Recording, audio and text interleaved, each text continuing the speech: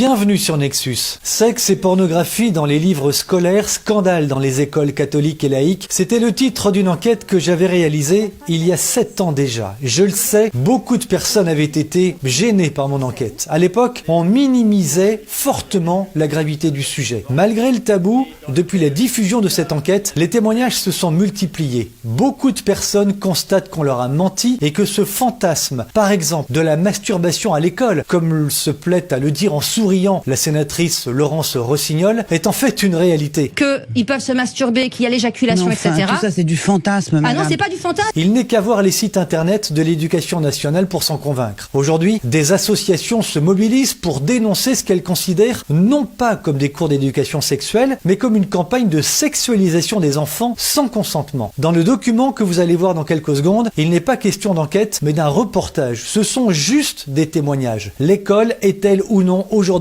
une machine à détruire? Si oui, comment et pourquoi? Est-ce que depuis mon enquête, les choses se sont généralisées? Ce sont les questions auxquelles nous allons tenter de répondre. Jeudi 31 août 2023, j'ai rendez-vous à Montpellier. Benoît Bossis accepte de me recevoir pour répondre aux questions que j'ai à lui poser. Benoît est le papa d'une petite fille âgée de 11 ans. Elle s'appelle Elia. Voilà dans quel état il retrouve sa fille un soir alors qu'elle rentre de l'école. Elle est clairement choquée. Elle est clairement choquée pour vous? Ah oui, elle est clairement choquée. Ah, je le vois. C'est ma fille, je la connais. Oui. Elle est souriante, elle est pas extravertie, mais elle est expansive, ma fille. Et là, elle est recroquevillée, renfermée. Que s'est-il passé pour que la petite Elia se trouve quasi muette alors qu'elle est d'habitude une petite fille joyeuse? Je suis quand même concentré sur la route. Le 6 mars 2023, Benoît Bossis récupère sa fille dans cette école. L'école élémentaire Georges Rascol à Montpellier. Elia, qui est accompagnée d'une camarade de classe, vient de subir un cours donné par une infirmière. Cours qui vient de la perturber fortement. Elle monte dans la voiture avec une amie à elle. Et l'amie, de suite, me raconte le cours qu'elle vient de passer. Et donc, c'est un cours, c'était présenté comme un cours d'éducation à la puberté, pour lequel on n'était pas au courant, parce qu'on n'a même pas été prévenu qu'il y avait un cours d'éducation à la puberté. Vous auriez dû l'être? Ah ben, un minimum. Ouais. Pour vous, il fallait être prévenu. Donc, ce sont des cours à l'éducation à la puberté, mais en fait, il n'y a rien de puberté. C'est un cours d'éducation sexuelle et c'est même pas un cours d'éducation sexuelle, c'est carrément parler de sexe. Il porte sur quoi ces cours? Vous avez regardé? C'est de la petite, j'ai demandé forcément aux petites ce qui avait été dit, et il a été dit des choses comme chez les garçons, pour faire plaisir aux garçons, on presse, et le sperme il sort. Il a été dit que chez les filles, la petite boule qui se situe au niveau du pubis, le clitoris évidemment, mais elle n'emploie même pas les termes, elle parle comme ça, comme à des gamins quoi. Si on la touche, ça fait du bien, on apprécie, etc. Elle a sorti des capotes, et elle a dit que les capotes, il fallait qu'elles soient humidifiées, sinon ça accrochait au corps de la personne. Le témoignage de Benoît Bossis est saisissant. Il est clair que nous sommes loin du fantasme que prêtait récemment la sénatrice Laurence Rossignol sur l'antenne de Sud Radio à Sophie Audugé de SOS Éducation. Ça veut dire, c'est très clairement, c'est quand on dit à des enfants de CM1 qu'ils peuvent se masturber, qu'il y a l'éjaculation, etc. Tout ça, c'est du fantasme, madame. Ah non, c'est pas du fantasme. C'est vos fantasmes. Des personnes venues de l'extérieur des écoles viennent bien enseigner la pratique de la masturbation à de très jeunes enfants. De deux choses l'une, soit cette sénatrice ne connaît pas son dossier et elle affirme sans savoir, pratique courante chez les politiques, soit elle est dans le déni et c'est bien plus grave. Elle a mal vécu ce truc-là. Alors que sa copine l'a vécu beaucoup mieux, plus en rigolo, t'as vu, ils nous ont dit ça. Après, quand on interroge vraiment sa copine, je ne donne pas son prénom parce que je ne m'autorise pas, mais elle reconnaît que oui, c'est choquant. Elle reconnaît que c'est pas normal, elle reconnaît Elle reconnaît que c'est pas normal, elle vous l'a dit? Ah oui, parce qu'elle est très mûre, sa copine. Elle est plus mûre que son âge. Donc du coup, oui, elle a dit que c'était pas normal, elles sont bien conscientes qu'elles ont eu quelque chose qui ne les concerne pas. Elles ont eu quelque chose d'adulte. Si j'avais été prévenu qu'il y avait un cours comme ça, avec l'information que j'avais déjà, j'aurais pas envoyé ma fille. Parce qu'il y a eu un fait à Saint-Étienne, pareil, qui a fait la une des informations. Et donc, en fait, ce qu'on a vécu nous, c'est la même chose. Saint-Étienne, c'est à 3 heures de route de Montpellier. Je décide de m'y rendre. Je lui avais dit, s'il se passe quelque chose à l'école, tu me préviens, tu me dis ce qui se passe. Stella, une jeune maman, m'a donné rendez-vous dans un parc pour enfants. C'est aux abords de la ville de Saint-Étienne. Stella est accompagnée de son fils, Thibaut, âgé de 10 ans. Nous avons flouté son visage. Stella nous rapporte ce jour où, en janvier 2023, Thibaut revient perturbé de l'école. Quand il est rentré ce jour-là à 11h30, il m'a dit, il y a une infirmière qui est venue. Et elle a parlé de sexe et du coup il m'a énuméré toutes ces phrases en fait. Alors les phrases que m'ont rapporté mon fils, ce sont des réponses auxquelles soi-disant les enfants posaient des questions anonymement dans des boîtes. Il se souvient des réponses. Voilà. Donc elle a expliqué que pour le plaisir, une fille pouvait sucer le pénis du garçon. Et inversement, le garçon pouvait sucer, donc lui il a compris le vagin, et qui pouvait avaler quelque chose. Voilà. Elle a aussi parlé que toujours pour le plaisir, une fille pouvait masser délicatement les testicules. Elle a aussi abordé le thème pour bloquer la puberté pour les personnes. Enfin, elle n'a pas dit le terme changer de sexe, mais elle a dit pour bloquer les poils et la barbe, on peut prendre des médicaments. Qu'est-ce que tu as pensé des cours donnés par cette infirmière, Thibaut? Moi, je m'en foutais un peu, moi. Moi, je m'en fous, moi, je regardais ailleurs. Et j'envoyais des petits mots à mon ami, à quoi on allait jouer un récré, comme si on s'en foutait. Et des fois, on mangeait des bonbons en cachette, on s'en foutait, nous. Le secours débile. Qu'est-ce que tu as pensé de tout ça, Thibaut? Ça servait à rien dans la vie d'apprendre ça, juste pour faire du mal. Voilà. Est-ce qu'il est vrai que l'infirmière s'est plaint de ce que vous en aviez parlé à l'extérieur? Oui, après elle avait dit un mot, nique ta... Qu'est-ce qu'elle a dit? Nique ta mère. L'infirmière a dit ça? Oui. Le scandale s'est déroulé ici au printemps dernier, à l'école primaire des Ovides de Saint-Étienne, école où je me suis rendu. Si le scandale a pu être révélé, c'est grâce à quelques parents d'élèves courageux et choqués. Gêné face au scandale de Saint-Étienne, le rectorat a reconnu à l'époque ce qu'il appelle une erreur d'appréciation. Dans ce genre de situation, c'est toujours le cas. La presse nationale, les journalistes locaux s'exercent au mensonge, au minimum au déni. Exemple ici avec cet article du Dauphiné Libéré. Mais que font donc les journalistes si ce n'est de la désinformation? Car en effet, il suffit de consulter des documents officiels pour se rendre compte qu'on ment de façon scandaleuse à la population. Le premier document que j'ai consulté, le voici. Il s'appelle « Standards pour l'éducation sexuelle en Europe ». On peut s'arrêter juste à la lecture des standards européens. Et on a des choses absolument choquantes à partir de la page 38, où les recommandations sont claires, c'est écrit noir sur blanc. Vous voyez, en fait, c'est présenté sous forme de tableau comme ceci. Je ne sais pas si vous verrez correctement à l'écran.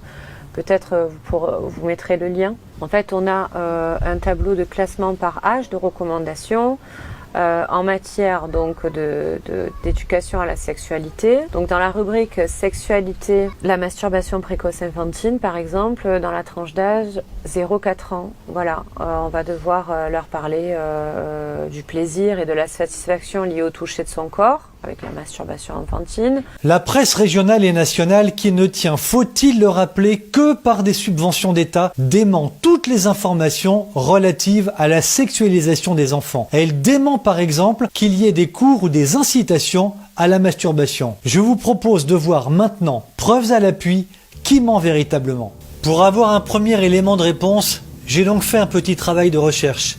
J'ai consulté Eduscol, le site web officiel d'information et d'accompagnement des professionnels de l'éducation, site édité par le ministère de l'Éducation nationale. En tapant Eduscol sur mon clavier, je n'ai pas eu besoin de chercher très longtemps pour savoir ce que ce site officiel d'État donnait comme référence, par exemple pour les professeurs en charge de préparer les soi-disant cours à l'éducation sexuelle.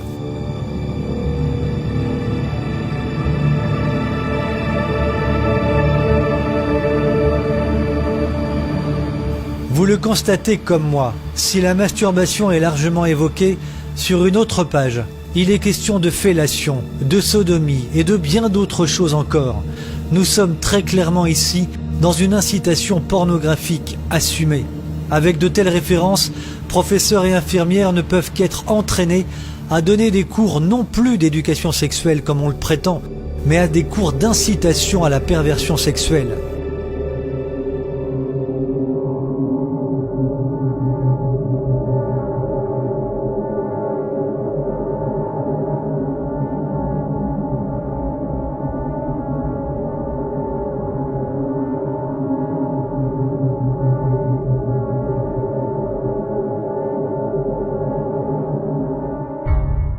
Les médias, radio, télé, presse écrite mentent donc en toute connaissance de cause, qu'ils cessent de jouer les effarouchés dès que des parents s'émeuvent de tels scandales. Pourquoi la presse ment-elle à ce point? Avant de répondre à cette question, j'ai interrogé une psychologue spécialiste de l'enfance, Cécile Edel. Elle nous explique les traumatismes que de tels enseignements peuvent provoquer sur de jeunes enfants. En primaire, le développement psycho-affectif, le développement cognitif, le développement intellectuel de l'enfant n'est pas du tout abouti. L'enfant est encore très, très immature psychologiquement et il n'est pas capable, en fait, psychologiquement, d'entendre des propos aussi crus, de pouvoir les intégrer, de pouvoir les intérioriser et de pouvoir prendre un recul nécessaire. Donc quand un enfant entend des propos qui ont un tel impact, eh bien forcément ça fait l'effet d'un trauma, ce que j'appelle d'un traumatisme psychique. Il n'est pas prêt psychologiquement, c'est ça? Non, l'enfant n'est pas du tout prêt. Il est en début de maturation. Il faut bien se dire que c'est comme pour tout. Un enfant, pour grandir, pour être mature, il faut du temps, il faut plusieurs années. À 10 ans, à 9 ans, à 10 ans, il est tout au début de sa puberté. Donc il n'a pas encore toutes les mécanismes de défense, tous les moyens d'intégrer ce genre d'informations, surtout au niveau de la sexualité. C'est pas le droit, ils n'ont pas le droit. Ça se fait pas. Ils n'ont pas le droit. On touche pas aux enfants. On touche pas aux enfants. On touche pas aux enfants. On touche pas aux enfants. On fait ce qu'on veut sur des gens de 16 ans, 18 ans à la limite. Mais au-dessous, on n'y touche pas. On ne touche pas aux enfants. Et pourtant, l'éducation nationale, bon nombre de professeurs et d'associations aussi, brandissent systématiquement cette justification. C'est parce que les enfants sont confrontés à Internet et à toutes sortes de choses qu'il faut justement leur en parler. Voilà ce que répond Cécile Edel. Je sais qu'il y a beaucoup de personnes qui répondent ce genre de choses. Je trouve ça totalement aberrant. Alors, j'ose souvent, on m'a déjà dit ça, j'ose des comparaisons en disant mais écoutez, c'est comme si parce que aujourd'hui avec les films, avec les séries, il y a énormément de films violents qui montrent des agressions barbares, des crimes atroces, des tortures, c'est comme si on me répondait du coup pour contrer ça, on va apprendre très tôt aux enfants, dès la maternelle ou dès la primaire, ce que c'est qu'un acte barbare et puis leur donner tous les détails de la barbarie ou d'une torture, sous prétexte qu'ils ont été soumis par des films ou des séries à ce genre de violence. Et donc, tous les ingrédients, c'est-à-dire couteau, pistolet. Oui, qu'on donne tout, puis tous les détails. On leur explique, comme là, on leur a expliqué tout ce qu'était toutes les pratiques sexuelles. Là, on voit bien dans les cours d'enseignement, dans certaines écoles, on leur a expliqué ce qu'était la sodomie, etc., la fellation. Eh bien, c'est pareil. Alors, on va leur expliquer. Moi, je propose que dans les écoles, on leur explique en détail ce que c'est qu'un crime abominable, sauvage, comme ça, pour les mettre au courant. On est au même niveau de réflexion. Ah, c'est le même. Pour moi, on est au même niveau. Mais vous savez que les autorités vont vous rétorquer. Les parents ne savent pas parler de sexualité à leurs enfants. Nous nous réservons ce rôle. Alors c'est absolument juste ce que vous dites, puisque je l'ai lu sur le portail du Conseil de l'Europe. Ce que je répondrai à ces personnes, chaque enfant est particulier. Et vous avez sur une classe de 30 élèves, il n'y a aucun enfant peut-être qui est au même âge, au même endroit de son développement cognitif ou affectif. Donc de quel droit, en fait, l'État se substitue au rôle des parents? Parce que là, il s'agit clairement d'un délitement aussi de l'autorité parentale. Si demain on venait faire un cours de prévention sur l'alcoolisme ou le tabagisme, est-ce qu'en classe, on donnerait à des élèves une bière avec une cigarette? La réponse est évidente. Vous voyez, c'est aussi simple que ça. Je commençais à l'évoquer tout à l'heure. Comment et pourquoi des enseignants ou des personnes extérieures aux établissements scolaires peuvent se référer pour préparer ces séances obligatoires à l'éducation sexuelle dès le primaire à de telles immondices pornographiques? Là, nous touchons le point le plus sensible et en même temps le plus obscur du dossier. Derrière le programme de l'OMS, derrière cette sexualisation de l'enfance à l'école, se cache notamment ce visage. Alfred Kinsey. Qui est cet individu? Un Américain, au départ professeur de zoologie, devenu la référence mondiale en matière de sexologie. Ce triste personnage fera tout un tas d'études et d'expériences abominables. Les données d'Alfred Kinsey incluaient celles recueillies par un pédophile en série détaillant l'abus d'au moins 300 enfants, dont certains n'avaient que 2 mois. Les travaux de ce pervers sexuel notoire, pédophile assumé, seront financés par la fondation Rockefeller. Encore elle. Il serait trop long de parler de ce malade sexuel. Il faut juste savoir que Kinsey a fait campagne pour l'abrogation de toute législation restreignant la liberté sexuelle, estimant que les gens ne seraient libres et épanouis qu'une fois levées les contraintes de la moralité judéo-chrétienne. Comment expliquez-vous, Christelle Comet, que aussi peu de parents réagissent? Je pense qu'ils ne savent pas. Je pense que beaucoup ne savent pas. Ça fait des années en fait qu'on confie les enfants à l'école sans se poser de questions. Comme je vous disais précédemment, l'école est finalement un lieu que l'on croit sacré puisqu'on confie nos enfants 8 à 10 heures par jour. Donc on a confiance en l'établissement scolaire et on n'est pas prévenu de ces séances. Donc les parents ne sachant pas, eh bien c'est ce que je vous disais, on ne peut même pas anticiper. Donc comment voulez-vous que les gens soient au courant? Monsieur et madame tout le monde, ils ont la tête dans le guidon, ils déposent les enfants le matin à l'école à 8h, ils les récupèrent à 16h30 pour ceux qui peuvent sortir le plus tôt, et d'autres les récupèrent à 18h. Tant que ça n'est pas arrivé à leur enfant, ils ne savent pas. Cet enseignement qui est beaucoup trop prématuré, cet enseignement de la sexualité beaucoup trop prématuré, eh bien, ça fait ce qu'on appelle effraction dans le psychisme. Bon, c'est des termes un peu psychologiques, mais c'est comme ça qu'est désigné le trauma. Ça fait effraction dans le psychisme, et il y a une réaction normale de l'enfant ou de l'adulte quand un adulte est traumatisé, c'est qu'il y a un blocage de toute la sphère intellectuelle. L'enfant ou l'adulte n'est plus capable, face à un traumatisme, d'élaborer psychologiquement, n'est plus capable de faire marcher son intellect, n'est plus capable, il y a une sorte de mutisme, une sorte de ce qu'on appelle sidération mentale. Il faut du temps, beaucoup de temps, et parfois même c'est durant des années que le trauma reste et que l'enfant ne peut pas élaborer, ne peut pas parler de ce qu'il a vécu ou de ce qu'il a entendu qui l'a choqué. Et c'est là où nous, on a un rôle quand même majeur. Vous avez un rôle majeur de diffusion de l'information. Nous, on a un rôle majeur aussi auprès des familles. Si on s'en tient à toutes ces dérives que l'on a pu voir ensemble, Armelle, les fins ne peuvent être que mauvaises. C'est-à-dire qu'on ne peut pas venir me dire Christelle, on va parler de sexe aux enfants avec de bonnes intentions. Ça n'existe pas. Les psychologues, les pédopsychologues, les pédopsychiatres, les spécialistes de l'enfance s'accordent à dire qu'on ne peut pas donner des réponses à des enfants, à des questions que les enfants n'ont pas posées. Là, c'est clair. Les enfants ne parlent très peu de sexualité, ou en tout cas avec des mots d'enfant, avec leur propre langage. Là, donner des réponses aux enfants sur la sexualité avant même qu'ils aient posé la question, ça peut être très grave, d'autant plus que la sexualité, là aussi les psychologues s'accordent quand même en majorité pour dire que la sexualité, c'est une pulsion qu'on ne peut pas éveiller trop tôt.